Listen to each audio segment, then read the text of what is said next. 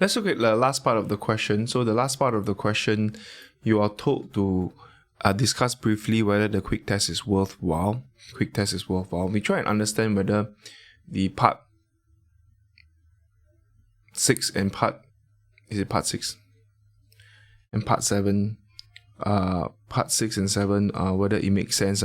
So for part 6, 69 over 164, let's just quickly calculate the this is roughly equals to 42.07%. Okay, this is roughly equals to 58.625%. This is about 94.08%. Now take note, this is correctly identified. Is this correct or wrong? And you know that this is the chances where the like is 40 is 8%, so just bear in mind. But let's try and make sense of part 6 first.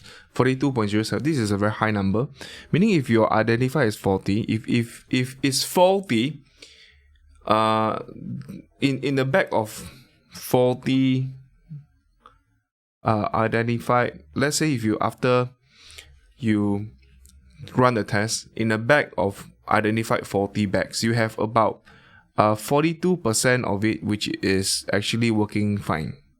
That is not good, man. Which is actually working fine. Okay, this is how you interpret conditional probability. So you it's obviously not a good test, right? Because from you can just quickly write this down per part.